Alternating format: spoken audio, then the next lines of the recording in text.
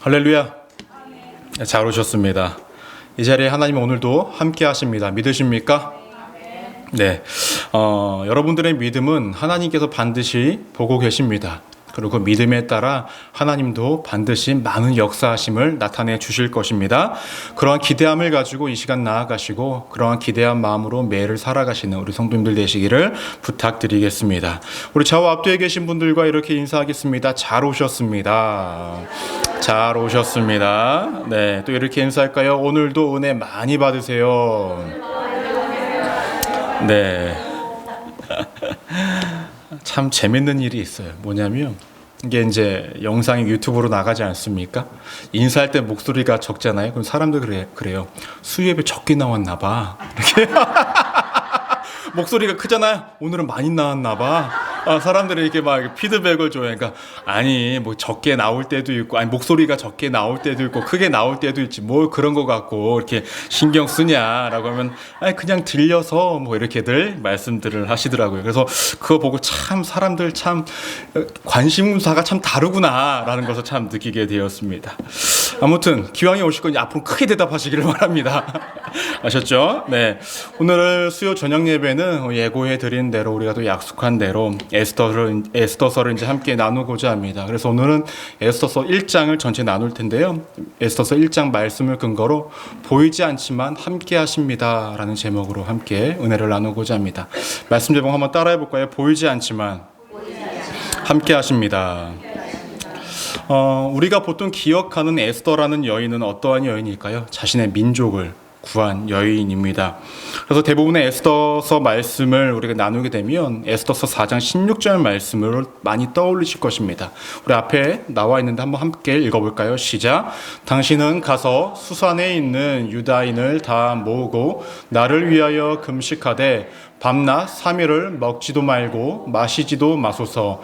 나도 나의 시녀와 더불어 이렇게 금식한 후에 규례를 어기고 왕에게 나아가리이다.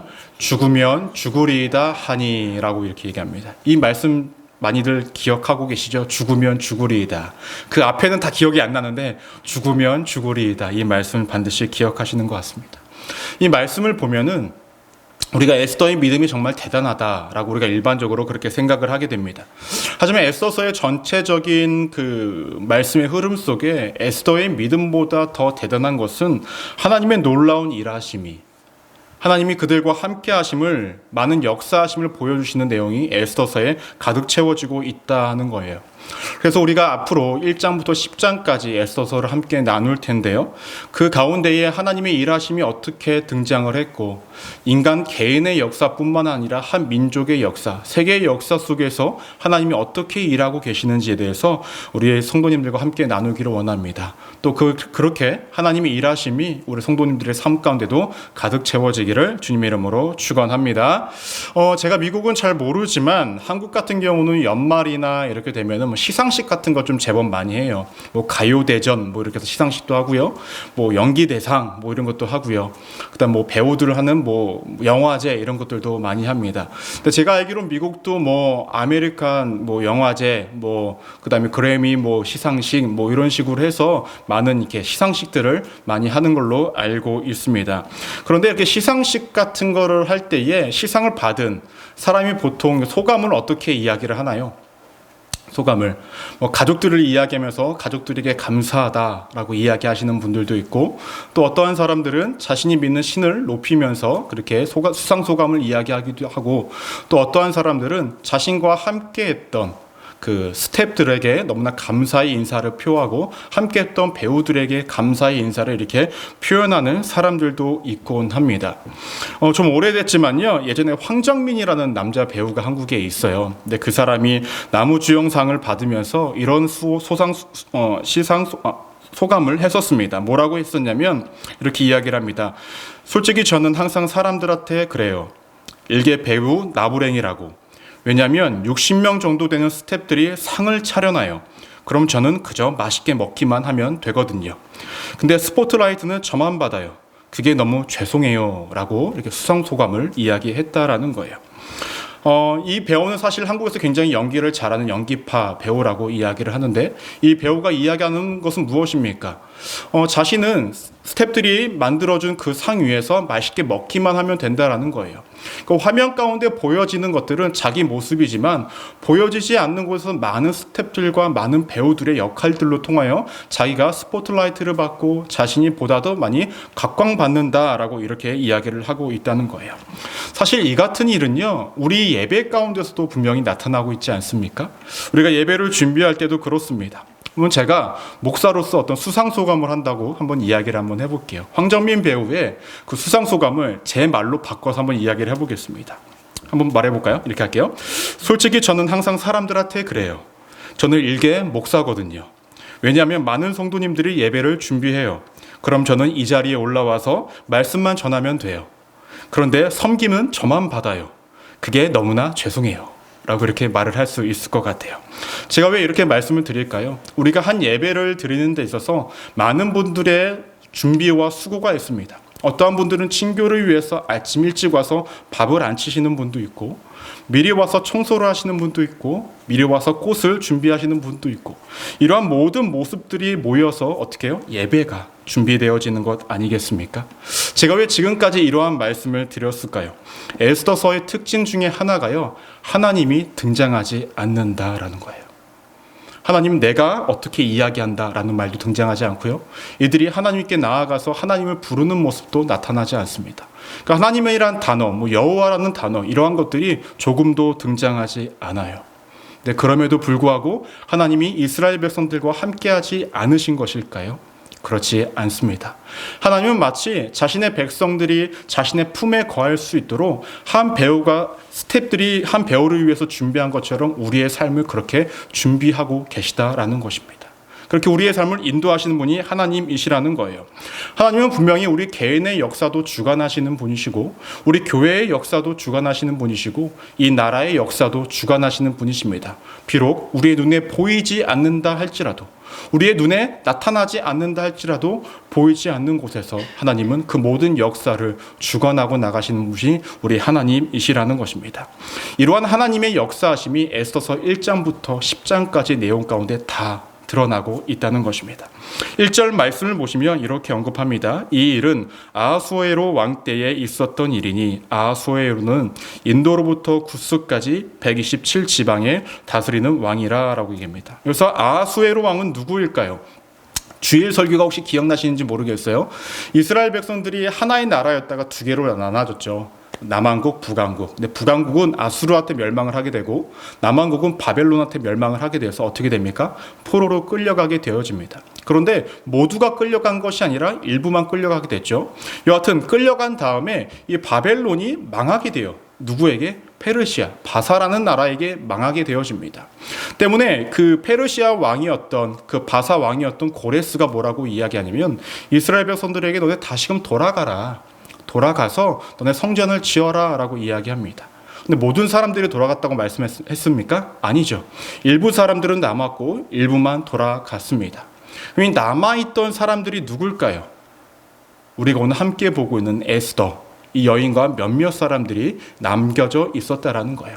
그러면 이때에 초대 고레스 왕 다음에 그 이후에 다리오 왕이 있었고, 그 위에 누구 왕? 아하수에로 왕이 있었다라는 거예요. 즉 포로지 가운데 있었던 이스라엘 백성들의 이야기가 누구의 이야기입니까? 에스더서의 이야기라는 것입니다. 중요한 것은 이 아하수에로 왕, 이 페르시아라는 나라, 이 바사라는 나라가 당시에 굉장한 강대국이었다라는 거예요. 그가 다스린 지역이 얼마 정도나 됐었냐? 127지방이나 다스렸다라고 이야기를 합니다. 때문에 많은 업적도 남겼을 거고, 많은 영토도 차지했을 거고, 강력한 군사력과 경제적인 많은 부도 이루면서 살아가는 것이 당시의 이 나라였다라는 것입니다. 너무나 풍성한 나머지 어떠한 행동을 하냐면, 이 아하수에로 왕이 자신이 즉위한 지 3년 만에 잔치를 벌이는데요. 이 127지방에 있는 모든 관리들과 장수들과 모든 사람들을 불러서 잔치를 벌이기를 시작합니다. 근데 그것은 며칠 동안 한지 아십니까? 180일을 합니다. 180일. 별로 와닿지 않으시죠? 6개월 동안 한 거예요. 6개월 동안. 잔치만 6개월을 합니다. 여러분, 얼마나 나라에 돈이 많길래 이 같은 일을 할까요? 이 나라가 얼마나 강하길래 이 같은 일을 하는가라는 것입니다. 왜냐하면 이 잔치가 일어나고 이제 얼마 안 있으면 이 페르시아라는 나라는 누구와 전쟁을 하냐면 그리스와의 전쟁을 할 그 타이밍이었다라는 거죠. 그럼에도 불구하고 180일을 전쟁을 하고 있었다라는 것입니다. 그럼 이 180일 전쟁이 전부였을까요? 그렇지 않습니다. 5절 말씀을 보시면 이렇게 언급합니다. 이 날이 지남에 왕이 또 도성 수산에 있는 귀천간의 백성들을 위하여 왕군 후원들에서 7일 동안 자치를 베풀세라고 얘기합니다. 180일을 잔치를 한 다음에 7일간 또 잔치를 합니다. 누구를 위해서? 180일 동안 잔치를 준비한 자신과 함께 했던 백성들을 위해서 7일간 또 잔치를 벌였다라는 거예요. 나라는 누가 지켜요? 지키지 않아도 지켜질 만큼 나라가 그만큼 강했다라는 것 아니겠습니까? 그런데 이 사람들은 작은 자부터 큰 자까지 모두 다 불러서 잔치를 했다라는 거예요. 근데 그들을 대접할 때에 잔치할 때 어떻게 했냐면 7절 말씀을 보시면 큰 잔을 금잔을 마시게 하니 잔의 모양이 각기 다르고 왕이 풍부하였으므로 어주가 한이 없었으며 라고 얘기합니다. 모두 다 금잔에 먹었대요. 그 백성들에게 다 금잔을 줄 정도로 이 나라가 그만큼 풍부했다라는 것입니다. 나라가 얼마나 이렇게 풍부했으면은 이 백성들에게 이렇게 많이 복지 혜택과 더 나아가서 이렇게 풍부하게 나누어 줬는가라는 거예요. 제가 말씀을 이제 준비하면서 혹시 우리가 사는 이 세대에도 이 시대에도 이러한 나라가 있나라 한번 찾아봤어요. 있더라고요. 중동 국가가 부자잖아요. 그래서 카타르라는 나라는요, 나라 복지를 이만큼 해준대. 한번 들어보세요.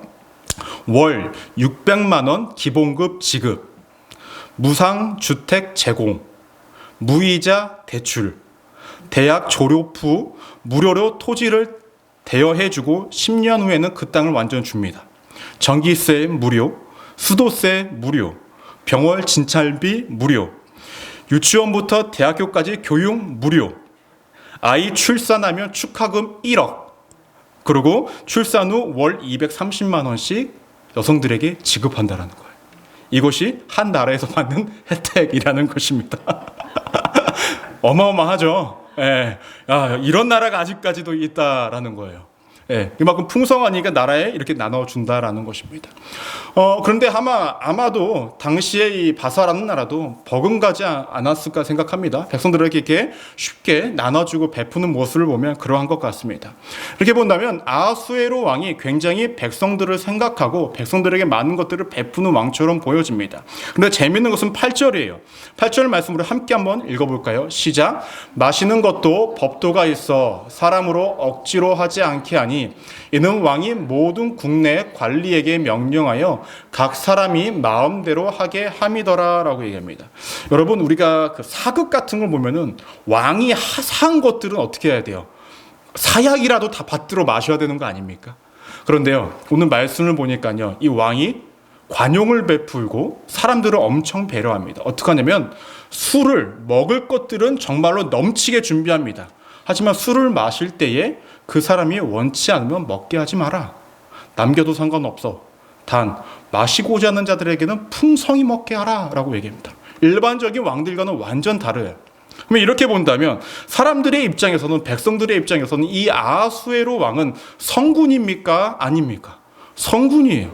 장치도 해줘, 먹고 사는데 풍성하게 해줘, 인격적으로도 베풀어줘. 그러니까 성군이에요. 그런데 문제는 우리가 앞으로 성경을 보면은 이 사람은 성군이 아님을 우리가 명확히 알 수 있다라는 거예요.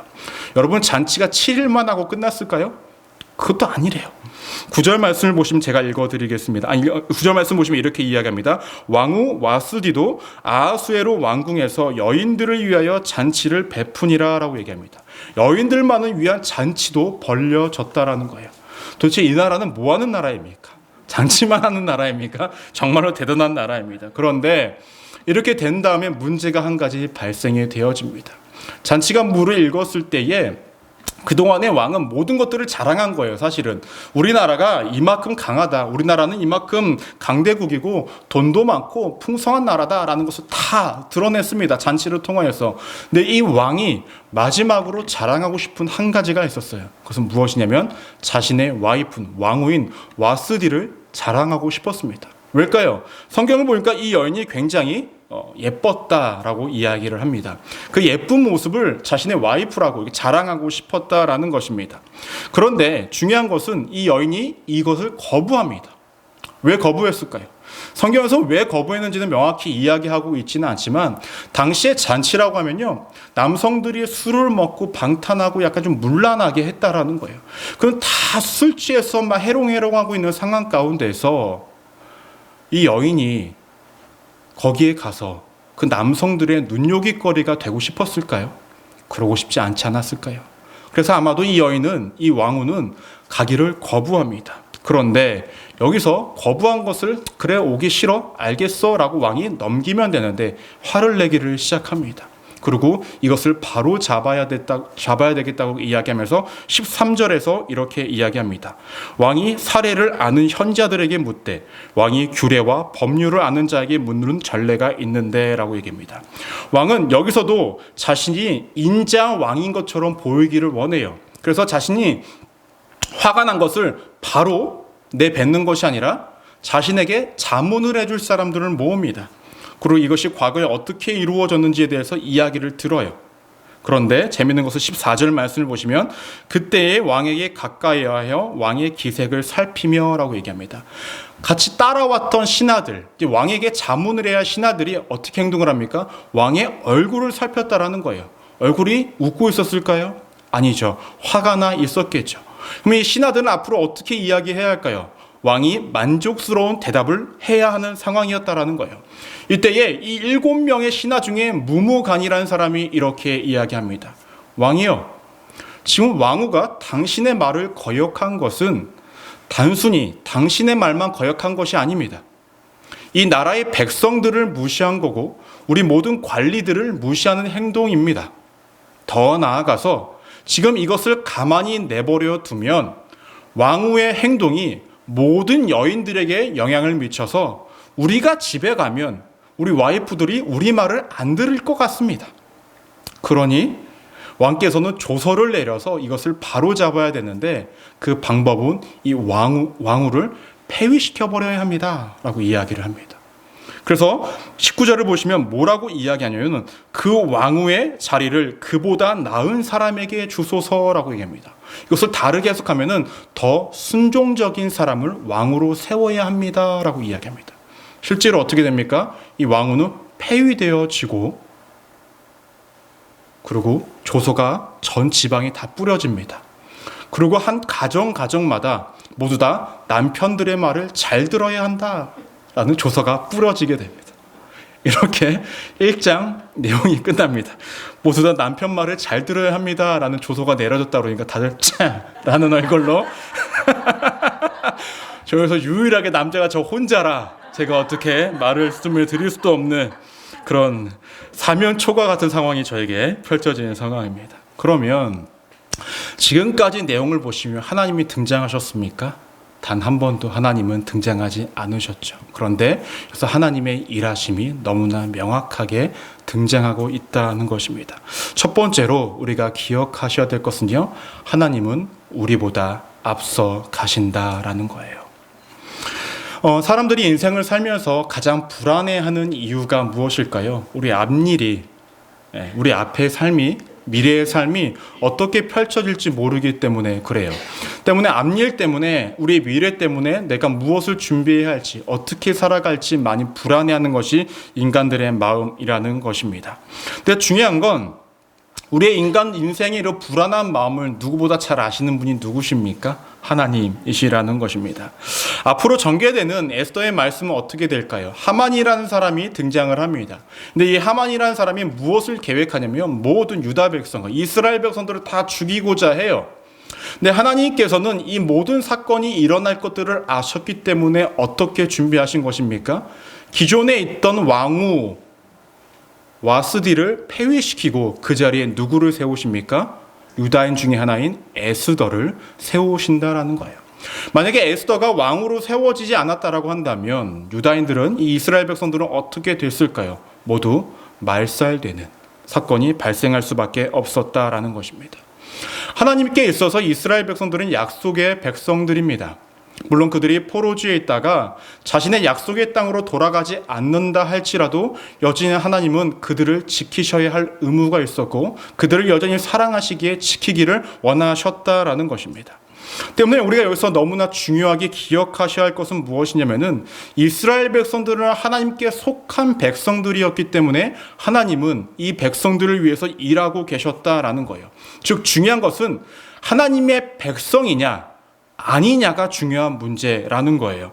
그 이유가 우리가 하나님의 백성이라고 한다면 우리의 삶을 앞서가시는 하나님이 우리의 삶을 앞서가실 이유가 무엇이냐? 우리가 하나님의 백성이기 때문에 그 이유 하나만으로 하나님이 우리의 인생을 앞서가신다라는 것입니다. 때문에 우리가 인생을 살아갈 때에 내가 누구에게 속하여야 하는지, 내가 누구의 백성으로 살아가야 하는지는 너무나 중요한 문제라는 거예요.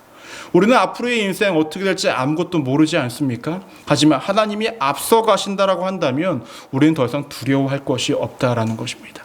근데 앞서가시는 하나님의 모습이 에스더서에만 등장한 것이 아니었습니다. 출애굽기 13장 21절 말씀을 보시면 함께 읽어볼까요? 시작.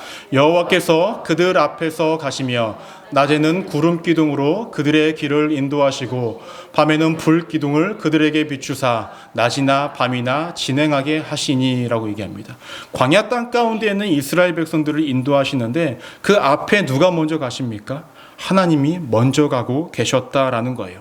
하나님이 앞서 가셨다라는 것은 무엇을 의미할까요? 그 길은 무조건 안전하다라는 거예요. 하나님이 앞서 가시는 그 길은 무조건 안전하다라는 것입니다. 여러분, 우리 성도님들 남편분들이 대부분 이제 군인이시니까 잘 아실 거예요. 그 군인들이 행군을 하면은 어떻게 할까요? 본진이 전쟁을 하더라도 본진이 바로 갑니까? 아니에요. 그 앞에 천병들이 먼저 가서 저 앞으로 가서 그 앞이 안전한지 안 안전한지를 먼저 알려줍니다. 그래서 안전하면 그 뒤를 본진이 따라가요. 그렇죠? 그러면 앞에 먼저 가는 사람이 안전을 알려줘야 그 뒤에 본진이 따라간다라는 것입니다. 하나님께서 우리의 삶에 앞서 가신다라는 것은 그 따라가는 길은 무조건적으로 안전함을 보장하고 있다라는 것입니다. 하나님께서 안전하게 우리의 삶을 인도하시기를 원하는 것은 우리를 사랑하시기 때문이고 우리보다 앞서 가시는 것은 때로는 앞서가고 때로는 안 앞서 가시는 것이 아니라 언제나 항상 앞서가고 계시고 있다라는 거예요. 그런데 여러분 한번 잘 생각해 보십시오. 하나님이 이렇게 이스라엘 백성들이 보이지 않는 가운데서 우리의 길을, 그 영혼들의 길을 앞서서 준비하고 계시는데 이스라엘 백성들이 현재 뭐 하고 있었을까요? 그 수상궁 안에서 뭘 합니까? 잔치를 벌이고 있어요. 그렇죠? 자신들의 삶이 어떻게 될지도 알지도 못한 채 잔치 현실을 즐기고 있는 상황 가운데 있다는 것입니다. 이스라엘 백성들에게 중요한 것은요, 자신들의 삶 가운데 어떠한 것들이 다가오는가가 중요한 것이 아닙니다. 자신들의 삶을 누가 인도하는가가 중요한 거예요. 자신들이 가는 그 인생의 길을 그 앞서서 하나님이 가시는가 안 가시는가가 중요한 것이지 자신들의 삶 가운데 어떠한 것이 펼쳐지는 것이 중요한 것이 아니라는 거예요. 믿으십니까? 우리 성도님들의 삶도 마찬가지입니다. 여러분들의 삶이 무엇이 펼쳐지는 것이 중요한 것이 아니라 내가 가는 그 길에 앞서 가신 분이 하나님이시라고 한다면 그 길은 여러분 누가 뭐래도 가장 좋은 길이고 가장 안전한 길입니다. 믿으십니까? 우리는 그 길을 믿고 따라가면 된다라는 것입니다. 우리가 해야 할 것은 간단합니다. 주변 환경 보지 않고 하나님이 가신 그 길, 우리는 그 믿고 따라가기만 하면 됩니다. 우리가 불안해야 할 것은 단순히 내 앞에 놓여진 많은 어려운 상황들을 불안해해야 하는 것이 아니라 더 나아가서 내 이 어려운 상황과 환경이 내 눈앞에 보여서 하나님이 일하시지 않는 거 아닐까라는 그것을 불안해하는 것이 아니라 진짜로 불안해야 할 것은 그러한 상황 가운데 내가 하나님을 향한 믿음을 잃어버리지 않을까를 불안해하는 것이 정상적이라는 거예요. 이해가 되십니까?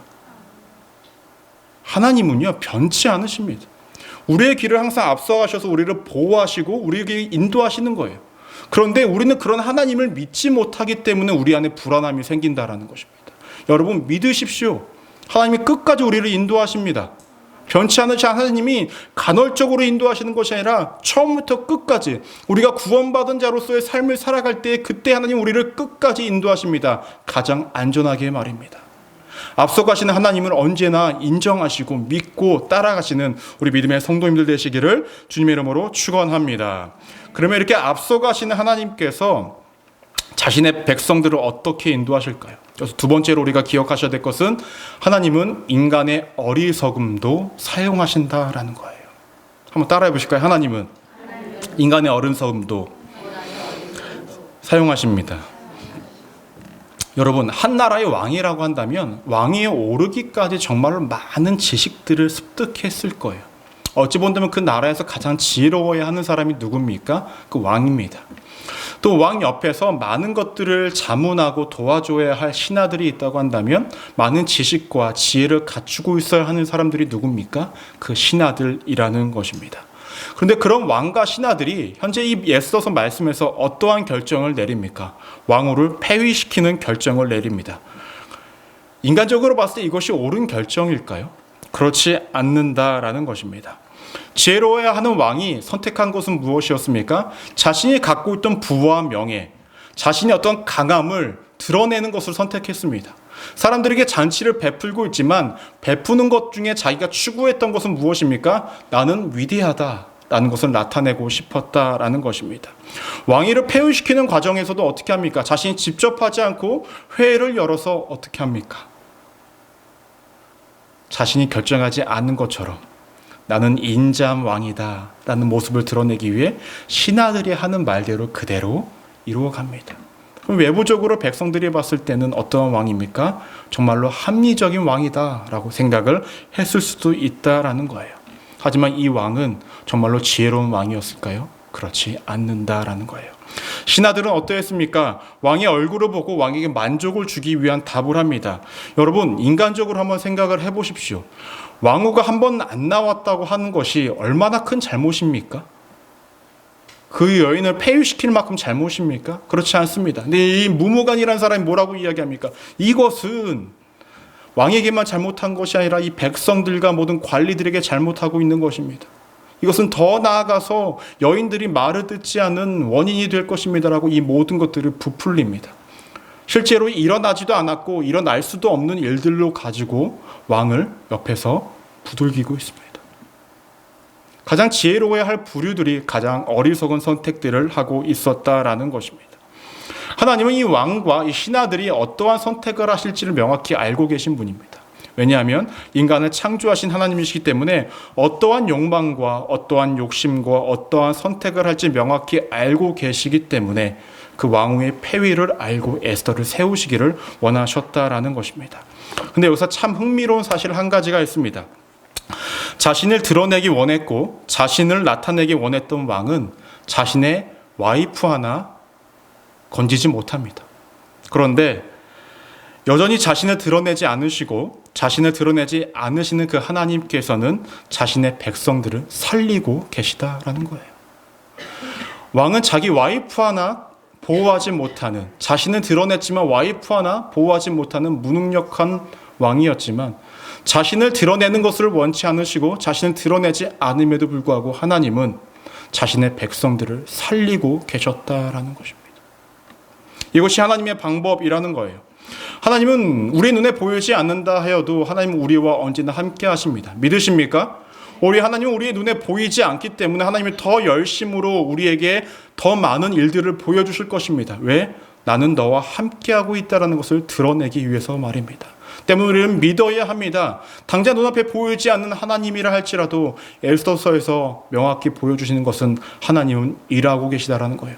그 방법은 우리보다 앞서 가셔서 모든 것들을 계획하고 계시고 그 모든 하나님의 방법 가운데는 인간의 어리석음마저도 그것을 사용하셔서 자신의 뜻대로 우리의 삶을 인도해 가시는 분이 하나님이시라는 것입니다. 말씀을 정리하고자 합니다. 하나님은 우리를 위한 열심을 가지고 매일을 살아가고 계십니다. 너무나 드러나지 않는 모습이 우리를 불안하게 만들 수도 있습니다. 하지만 변치 않는 사실 하나는 하나님은 우리보다 항상 앞서가고 계시다라는 거예요. 그분의 방법이기에 그분의 방법을 우리가 인정해야 합니다. 우리가 원하는 것은 내 옆에 딱 달라붙어서 언제나 내 곁에 계신 분인, 내 눈앞에 보이는 그분을 우리가 원하지만 하나님은 우리의 길을 예비하시기 위해 앞서가셔서 가장 좋은 길, 가장 안전한 길로 우리를 오늘도 인도하고 계시다라는 거예요. 때문에 우리가 가져야 할 것은 하나님에 대한 불신을 갖는 것이 아니라 끝까지 굳건한 믿음으로 나아가시면 됩니다. 흔들리지 않는 믿음으로 우리가 주를 바라볼 수 있다고 있다라고 한다면 하나님은 오늘도 앞으로도 이스라엘 백성들이 인도하신 것처럼 우리를 그렇게 인도하실 거라 믿습니다.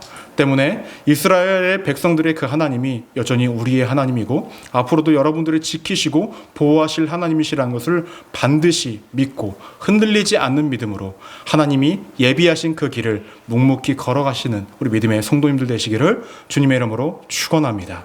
기도하시겠습니다.